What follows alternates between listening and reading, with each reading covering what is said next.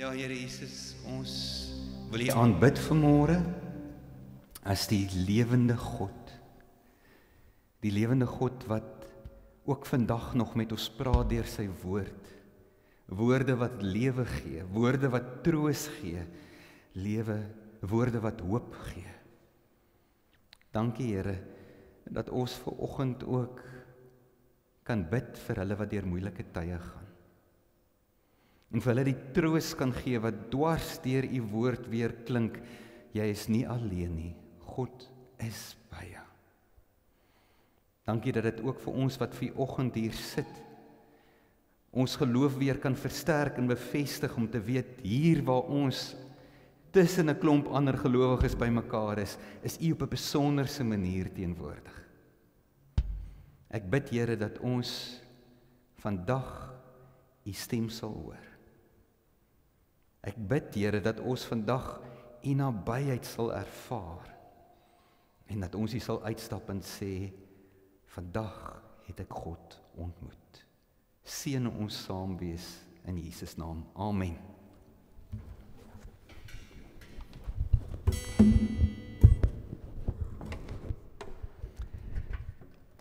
So ons is besig met ons reeks oor redes vir geloof, meer as sommer. En ons sluit vanoggend daarmee af met die laaste argument. Die sterkste argument. En ek begin deur vir ons te lees dieselfde skrifgedeelte waarmee ek die reeks begin het, wat kom uit 1 Petrus 3 vers 15 waar daar staan: In julle harte moet daar net heilige eerbied wees vir Christus die Here. Wees altyd gereed om 'n antwoord te gee aan elkeen wat van julle 'n verduideliking eis oor die hoop wat in julle lewe. En dit is waaroor hierdie reeks gegaan het. Dat wanneer iemand vir jou gaan vra, maar hoekom glo jy? Wat is die redes hoekom jy glo? Dat jy vir hom goeie redes kan gee, goeie argumente. Ons het begin die eerste Sondag te praat oor die betroubaarheid van die Bybel. En die tweede Sondag, dis nie net die Bybel wat as dokument betroubaar is, maar ook dit wat in hom staan, die geskiedenis, die verhale wat daarin opgeskrywe is daar goeie argumente wat vir ons kan wys, dis waar, alles wat opgeskrywe is. En ons het gaan kyk na hoe vandag met al die wetenskaplike en tegnologiese vooruitgang, slim mense, wetenskaplikes, al hoe meer begin sê, maar ons sukkel om vir God uit die prentjie te los, as ons begin praat oor hoe het alles tot stand gekom, want daar is soveel dinge in hierdie wêreld, in hierdie kosmos, op hierdie planeet, wat dui dat daar 'n intelligente skepper was. Iemand wat alles beplan het vir 'n spesifieke doel. En verlede Sondag het ons gepraat oor ook die filosofiese, die etiese en die morele argumente waarmee ons geloof kan bevestig. Dat daar ook, wanneer mense begin praat oor reg en verkeerd en hoe onderskei jy tussen alles, dat daar uit die geloof, vanuit die filosofie ook goeie argumente is wat die Christelike geloof ondersteun. Ek lees verder uit 1 Korintiërs 1 vers 21. Dit was die bedoeling van God in sy wysheid, dat die wêreld nie deur geleerdheid tot kennis van God sou kom nie. Daarom het God in sy goedheid besluit om deur die prediking, wat vir die wêreld onsin is, die te red wat glo. Die Jode vra wondertekens en die Grieke soek wysheid, maar ons verkondig Jesus, Christus wat gekruisig is. Vir die Jode is dit 'n aanstoot en vir ander is dit onsin. Maar vir die wat deur God geroep is, Jode sowel as Grieke, is Christus die krag van God en die wysheid van God. Wat vir die wêreld die onsin van God is groter wysheid as die wysheid van mense. En wat vir die wêreld die swakheid van God is groter krag as die krag van mense. Hoekom is dit belangrik dat ons goeie argumente moet hê vir ons geloof. In die eerste plek vir ons eie geloofsekerheid. Want dit is so dat die duiwel kom soms en dan begin hy jou aanval en hy begin soos met 'n klein hamertjie bytel aan hierdie fondament, hierdie rots waarop jou geloof gebou is. En dan kan jy begin twyfel en begin vra, maar as jy bewus is van hierdie argumente, dan kan dit vir jou iets wees om aan vas te hou. Iets om die duiwel mee weg te jaag en te sê, ek weet wat ek glo en ek weet waarom ek glo. Maar dit is meer as net 'n bevestiging van jou eie geloof. Dit mag ook wees dat die Here iemand oor jou pad stuur, wat nog nie 'n gelowige is nie, maar wat nodig het om te hoor hierdie argumente, wat jy dalk vir hierdie persoon kan help met sy eerste tree op die pad waar hy die Here gaan ontdek as sy verlosser en sy saligmaker. Hierdie argumente is nie net om mee te stry nie, dis ook deel van ons getuienis, dis woorde wat getuig van die hoop en die genade en die liefde wat in ons leef. Die sterkste argument vir die bestaan van God gaan jy egter nie in die Bybel lees nie. En dit gaan ook nie 'n wetenskaplike argument of 'n filosofiese redenasie wees nie. Ons sterkste argument vir ons geloof is Jesus Christus self wat deur sy Gees in ons woon en in ons werk. Ek weet nie of julle besef hoe 'n groot stuk genade dit is om in 'n huis te kon groot word waar jy van kleins af saam met jou moedersmelk die evangelie ook ingekry het. Ek weet hier is dalk vir julle vandag wat op 'n latere stadium in jou lewe die Here leer ken het. Maar die meeste van ons wat hier sit, het van kleins af het ons geweet van liewe Jesus. Het ons saam met mamma en pappa gebid, is daar vir ons stories uit die kinderbybel gelees. Moes ons kerk toe kom waar ons baie keer hoogs verveeld moes sit. En wag dat die dominee klaar preek het ons kan huis toe gaan. Maar ons het in die kerk groot geword. Ons het geweet wie Jesus is. En ons geloof is daardeur gevorm. Gesels maar met iemand wat eers later sy hart vir die Here gegee het en hoor hoe moeilik is dit om later in jou lewe jou hart vir die Here te gee. Ons is gelukkig, ons is dankbaar, ons het met hierdie dinge groot geword. En ons het dit geglo omdat mamma en pappa dit vir ons vertel het, maar later het ons dit geglo omdat dit ons eie oortuiging geword het, omdat die Heilige Gees ons van die waarheid daarvan oortuig het. So hoekom glo ons vandag? Omdat ek van kleins af geweet het van die Here Jesus. En dit het gemaak dat ek met 'n sekere manier na die wêreld kyk. Dat ek kon sien, kyk wat het die Here weer daar gedoen. Kyk hoe die Here weer daai persoon getroos. Kyk wat se wonderwerk is hierdie weer. So ons het met hierdie bewustheid dwars deur ons lewe gekom en ons kon God se hande werk, sy wonderwerke, sy liefde en genade rondom ons raak sien. Omdat ek geglo het ek vir Jesus raak gesien. En omdat ek hom raak gesien het ek geglo. Nou ander mense sal sê, maar hierdie is nou 'n baie goeie voorbeeld van 'n sirkelargument. Hulle mag dit maar sê, maar vir my en vir jou beteken dit dat ons elke dag in ons geloof versterk word. Dat ons eintlik elke dag nog meer rede kry om in God te glo. Om van kleins af die Here te kon ken, is 'n ontsaglike voorreg. Deur die bydraes van ons ouers, van oumas en oupas, buurooms en tannies, die sonndagskoolooms en menere, die kinderkraans, oral het ons gehoor van Jesus. En dit het vir jou op 'n manier 'n bril opgesit, waardeur jy dinge kon ervaar en beleef. Wanneer ander mense gesê het, "Haai, dit was nou toevallig," dan het jy gesê, dis die Here. Wanneer iemand anders gesê het, kan jy dit glo, dan het jy gesê, sjoe, die Here is groot en wonderlik. Martin Luther het gesê, geloof is om te sien, nie waarteen ander vaskyk nie, maar dit wat ander miskyk. In ander woorde, ons het deur ons geloof geleer om reg te kyk. En wanneer jy dan sekere dinge rondom jou sien gebeur, dan sê jy onmiddellik vir die Here dankie. Of dit nou klein dingetjies is, of groot dinge.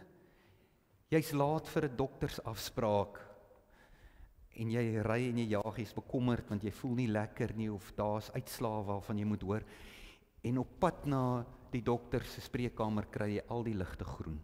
Dis nie 'n simpel ding. Maar met jou bril op, met jou ervaring, met jou geloof, sê jy dankie Jesus. En so affekteer dit ons hele lewe. Ons sien dinge raak en ons sê vir die Here dankie. Jy gaan deur 'n krisis, deur 'n ramp. En om een of ander manier kom jy daardeur. En jy weet, as iemand voor die tyd vir jou gesê het, jy gaan hierdie krisis of ramp beleef, sou jy gesê, daar's geen manier hoe ek aan die ander kant kan uitkom nie. Hulle moet my maar vat en begrawe. Daar's geen manier hoe ek so iets kan deurmaak nie. En nou is jy in dit, en jy beleef dat jy krag van iewers kry, om dit te oorkom. En dan weet jy, waar daai krag vandaan kom. Jesus se teenwoordigheid word in jou lewe bevestig deur jou eie ervaring, maar jy sien dit ook raak in die lewens van mense rondom jou. En dis hoekom dit so belangrik is dat ons as gelowiges ons stories met mekaar moet deel. Dat ons op so 'n manier moet leef dat mense na jou kyk en kan sê, "Sjoe, daai persoon se geloof is inspirerend." Ons kan sien dat daai persoon is baie lief vir God. So ons word opgebou ook deur ander se geloof en hulle vertroue in God. En in dit alles kry ons bevestiging dat dit wat ons glo is waar. So, Dominee Albi, na al hierdie goeie argumente oor die laaste paar weke, kom jy nou vanoggend hier en jy sê vir ons, die rede hoekom ons glo alles is waar, is omdat ons so voel. Dit klink nie reg nie. Dat ons sê dit is waar omdat ons so voel nie. Dit klink so bietjie belaglik. Maar is dit nie presies wat 1 Korintiërs vir ons vanoggend kom sê nie? Dat juist dit wat vir die wêreld belaglik klink, maak vir ons as gelowiges baie sin, want ons beleef hierdie goed aan ons lyf. Uiteindelik is hoe jy voel die enigste argument wat saak maak. Wat voel jy? Wat voel jy hieroor? Dis die enigste argument wat saak maak. Liewe vriende, mense kan met jou stry oor jou logiese redenasies. Hulle kan met jou stry oor jou wetenskaplike feite, hulle kan met jou stry oor jou standpunte en jou interpretasies van die Bybel, maar niemand kan met jou stry oor hoe jy voel nie. En daarom sal hoe jy voel altyd die finale en die sterkste argument wees wat jy het om ander mense te oortuig van jou geloof in die Here Jesus. Bykans 1/3 van die wêreld se bevolking glo in en bely die opgestane Here Jesus. En onder hierdie ongeveer 2,4 biljoen mense is daar dokters en professore en straatveers en onderwysers en petroljoggies en fisioterapeute en huisvrouens en mense wat werkloos is en superryk is en Hollywoodsterre, en hulle almal het hierdie een ding in gemeen. die gevoel, die wete, die oortuiging dat Jesus Christus 'n werklikheid is. Die argumente wat ons hierdie afgelope paar Sondae oor gesels het, is waardevol. En dit kan 'n ou baie help in jou eie geloof en om met ander mense te gesels. Maar jy gaan niemand ooit tot bekering bring met 'n filosofiese argument of 'n wetenskaplike feit nie. Dis eenvoudig nie hoe dit werk nie. Jou sterkste argument gaan altyd jou eie storie wees. Jou eie storie van jou ervaring en belewenis van God. Dit wat God al in jou lewe gedoen het, dit wat hy al in jou lewe reg gekry het, hoe God jou al gehelp het, hoe jy God se teenwoordigheid ervaar, hoe dit jou lewe verander en jou daaglikse manier van doen en dink beïnvloed. Dis jou storie en dit is wat ander mense gaan oortuig van die waarheid. Daar is 'n uitdrukking in die kerk wat sê 'n mens kan net getuig. Die Heilige Gees moet oortuig. Dis omdat ons die Heilige Gees in ons het, dat ons kan glo. Wat vir die wêreld onsin is vir ons die nuus van die ewige lewe. Wat vir die wêreld onsin is vir ons musiek op die ore. Dit praat met ons van vreugde en vryheid en genade en vergifnis. Wat vir die wêreld onsin is vir ons wysheid. Danksy die Heilige Gees wat in ons woon, weet ons dat dit wat die woord sê is waar.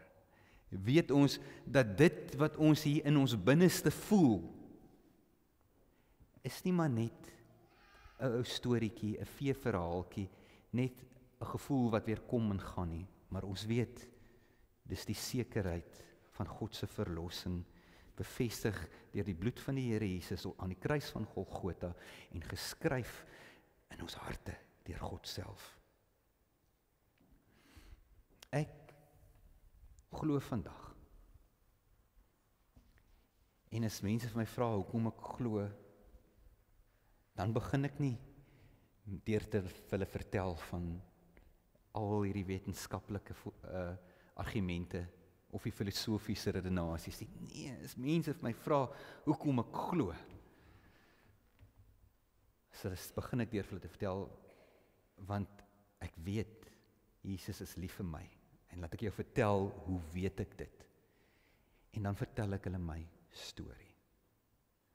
En dan later dalk sal ek begin met die argumente wat ons het. Ek glo nie op grond van enige van die argumente nie, want liewe vriende, dit is net die Heilige Gees wat geloof kan bewerk.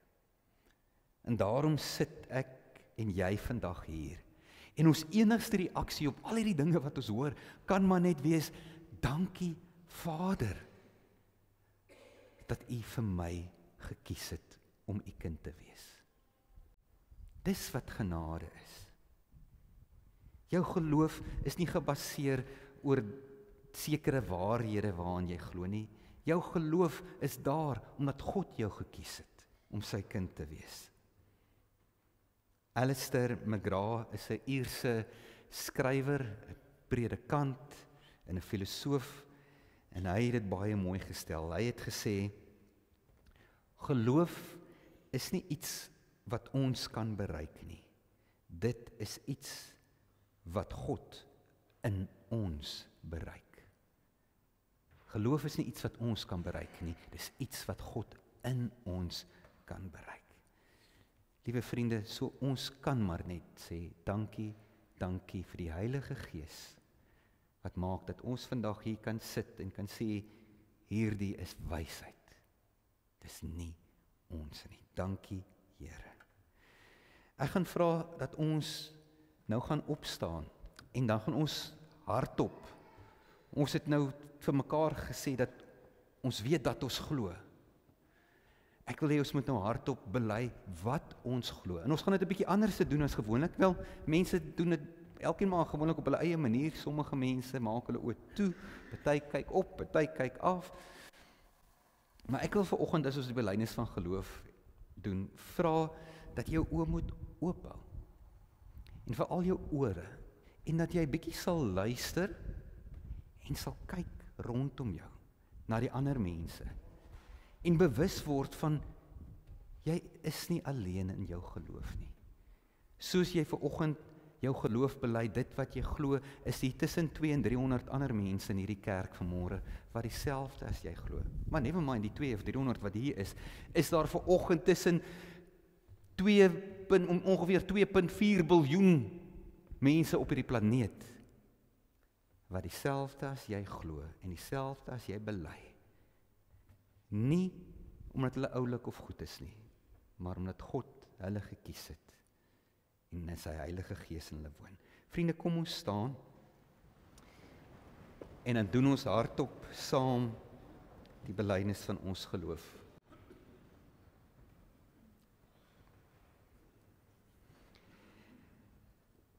Ek glo in God die Skepper, die Vader, die Almagtige, die Skepper van die hemel en die aarde, en in Jesus Christus sy eniggebore Seun, ons Here, wat ontvang is van die Heilige Gees, gebore is uit die Maagd Maria, wat gelei het onder Pontius Pilatus, gekruisig, gesterf het en begrawe is, en ter helle neergedaal het, wat op die 3de dag weer opgestaan het uit die dode, wat opgevaar het na die hemel, en sit aan die regterhand van God, die Almagtige Vader, vanwaar hy sal kom om te oordeel, die wat nog lewe, en die wat reeds gesterf het.